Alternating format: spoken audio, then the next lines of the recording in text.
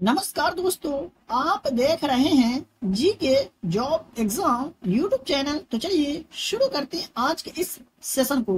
तो आज के इस क्लास के वीडियो में मैं आपको बताने वाला हूँ राष्ट्रपति से संबंधित प्रश्न जो इससे पहले एग्जाम हुए थे और उनमें जो पूछे गए थे, हम लोग इस क्लास के वीडियो में डिटेल्स के साथ पढ़ने वाले हैं। मैं आपको बताने वाला हूँ, तो आप इस वीडियो को बगैर स्किप किए हुए शुरू से लेकर के अंत तक जरूर देखिएगा, क्योंकि आपको अपने एग्जाम के पेपर में यहाँ से प्रश्न देखने को जरूर मिलेंगे।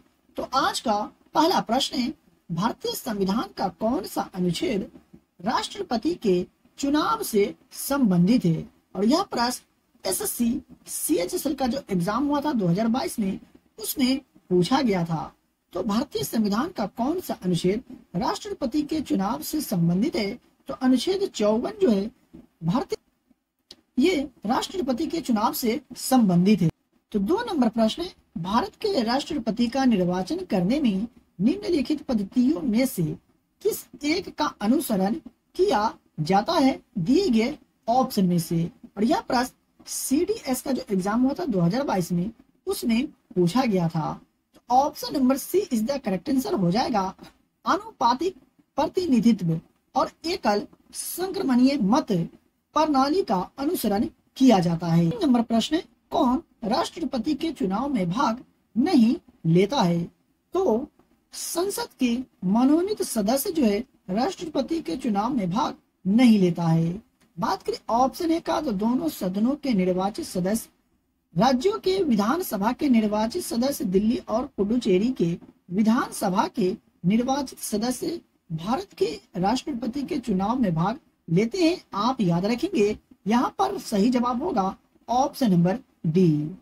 बात करें अधिक जानकारी की, तो राष्ट्रपति का चुनाव एक निर्वाचक मंडल द्वारा किया जाता है, जिसमें संसद के निर्वाचित सदस्य और सभी राज्य विधानसभा और दिल्ली और पुडुचेरी के निर्वाचित सदस्य होते हैं, जो मैं आपको इससे पहले ही बता दिया था। राष्ट्रपति चुनाव लड़ने के लिए 35 वर्ष की आयु पूरी होनी चाहिए, यानी राष्ट्रपति का चुनाव लड़ने के लिए कम से कम कितनी उम्र होनी चाहिए? तो 35 वर्ष। तो वह भारत का नागरिक होना चाहिए। और अनुच्छेद 54 और 55 में राष्ट्रपति के चुनाव का प्रावधान है, ये आप याद रखेंगे। देख लेते हैं अगले प्रश्न को। तो 4 नंबर प्रश्न है, संसद के लिए राष्ट्रपति का अभिभाषण कौन तैयार करता है? और यह प्रश्न आरआरबी ग्रुप डी का जो एग्जाम हुआ था 2018 में, उसमें पूछा गया था। तो केंद्रीय मंत्रिमंडल जो है राष्ट्रपति का अभिभाषण को तैयार करता है संसद के लिए। यहाँ पर सही जवाब होगा ऑप्शन नंबर ए। देख लेते हैं 5 नंबर प्रश्न को। तो राष्ट्रपति का पद कितनी अवधि के लिए रिक्त रह सकता है? जी हाँ, राष्ट्रपति का पद जो है कितनी अवधि के लिए रिक्त रह सकता है?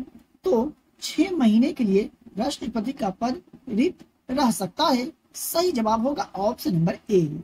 वहीं बात करिए नेक्स्ट प्रश्न का, तो 6 नंबर प्रश्न है, भारत के राष्ट्रपति के चुनावी विवाद को कौन सुलझाता है? भारत के राष्ट्रपति के चुनावी विवादों को कौन सुलझाता है दिए गए ऑप्शन में से? तो सर्वोच्च न्यायालय। सही जवाब होगा ऑप्शन नंबर ए। मेरे प्यारे साथियों, आप अभी तक वीडियो को लाइक नहीं किए तो वीडियो को लाइक करें, और चैनल पर पहली बार विजिट कर रहे तो चैनल को भी सब्सक्राइब करके बेल आइकन को प्रेस कर लीजिए, क्योंकि यहाँ आपको मोस्ट वीवीआई प्रश्न बताए जाते हैं, पढ़ाए जाते हैं, और यहाँ से प्रश्न आपको अपने एग्जाम में देखने को जरूर मिलेंगे। तो आप हमसे जुड़ के रहें और अपने एग्जाम की तैयारी को बेहतर बना करके अपने एग्जाम में सफलता हासिल करें। 7 नंबर प्रश्न है, भारत के राष्ट्रपति को कौन पदच्युत कर सकता है? तो भारत के राष्ट्रपति को कौन पदच्युत कर सकता है? तो संसद। सही जवाब होगा ऑप्शन नंबर डी। और राष्ट्रपति को संविधान के उल्लंघन के लिए महाभियोग की प्रक्रिया द्वारा कार्यालय से हटाया जा सकता है, ये आप याद रखेंगे। देख लेते हैं अगले प्रश्न को। 8 नंबर प्रश्न है, भारत के राष्ट्रपति पर संविधान के किस अनुच्छेद के तहत महाभियोग चलाया जाता है? यह प्रश्न काफी बार एग्जाम में पूछे जा चुके हैं, तो आप याद रखेंगे। इसका सही जवाब होगा ऑप्शन नंबर सी। अनुच्छेद 61 के तहत भारत के राष्ट्रपति पर महाभियोग चलाया जा सकता है। चलिए देख लेते हैं दूसरे प्रश्न को। 19 नंबर प्रश्न है, मृत्यु दंड के मामले में क्षमा करने की शक्ति किसके पास है? तो हम लोग का जो टॉपिक है आज राष्ट्रपति से संबंधित प्रश्न का है, तो इसका भी सही जवाब होगा ऑप्शन नंबर बी, यानी राष्ट्रपति। मृत्यु दंड के मामले में क्षमा करने की शक्ति किनके पास होता है? तो भारत के राष्ट्रपति के पास। और क्षमादान का संवैधानिक प्रावधान जो है अनुच्छेद 72 में, ये भी आप याद रखेंगे, यानी अनुच्छेद 72 के तहत भारत के राष्ट्रपति मृत्यु दंड के मामले में क्षमा करने की शक्ति प्राप्त है भारत के राष्ट्रपति को। मैं आशा करता हूं कि आपको समझ में आ गया होगा। 10 नंबर प्रश्न, संघ की कार्यकारी शक्ति किसमें निहित है? तो संघ की कार्यकारी शक्ति किसमें निहित होती है? तो भारत के राष्ट्रपति में संघ की कार्यकारी शक्ति निहित होती है और अनुच्छेद 53 के अनुसार ये आप याद रखेंगे। 11 नंबर प्रश्न का, तो राष्ट्रपति लोकसभा को कब भंग कर सकता है?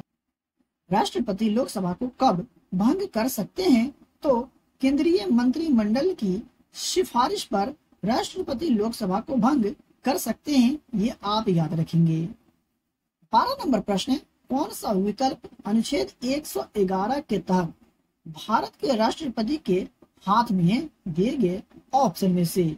तो इनमें से सभी, जी हाँ, वह विधेयक के लिए अपनी सहमति दे सकता है अनुच्छेद 111 के तहत, और वह विधेयक के लिए अपनी सहमति वापस ले सकता है और वह विधेयक वापस कर सकता है। तो इसका सही जवाब हो जाएगा ऑप्शन नंबर डी।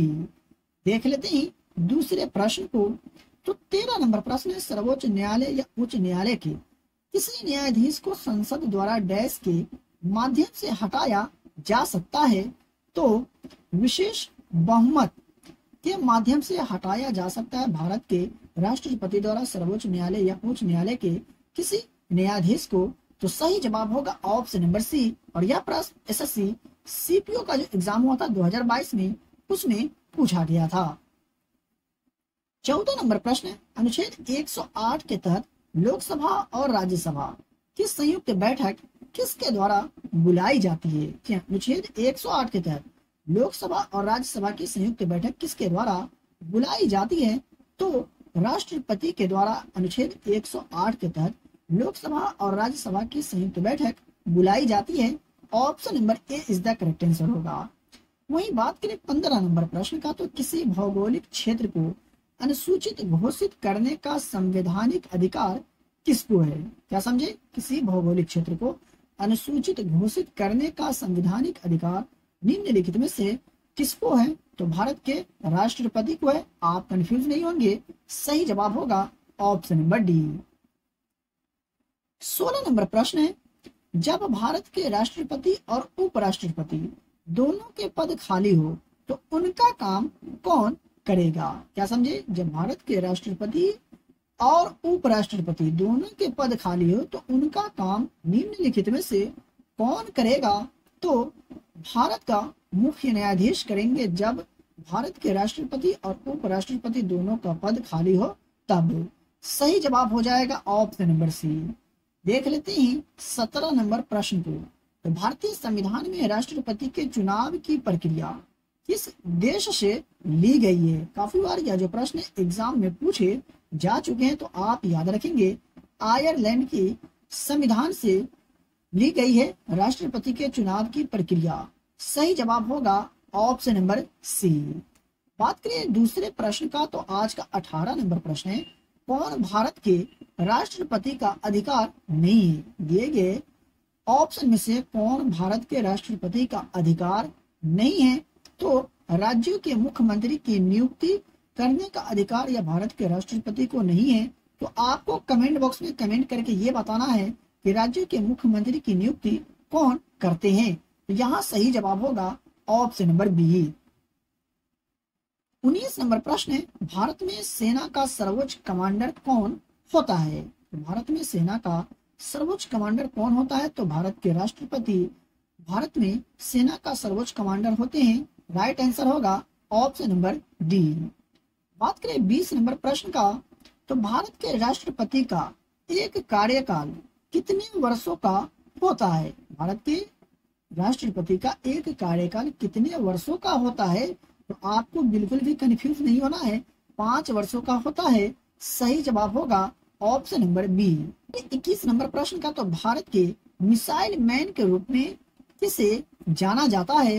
तो भारत के मिसाइल मैन के रूप में निम्नलिखित में से किसे जाना जाता है? तो एपीजे अब्दुल कलाम आजाद को भारत के मिसाइल मैन के रूप में जाना जाता है, जो भारत के राष्ट्रपति रह चुके थे। सही जवाब होगा ऑप्शन नंबर सी। भारत के प्रथम राष्ट्रपति कौन थे? तो डॉक्टर राजेंद्र प्रसाद। और वर्तमान में भारत के राष्ट्रपति कौन है? तो द्रौपदी मुर्मू।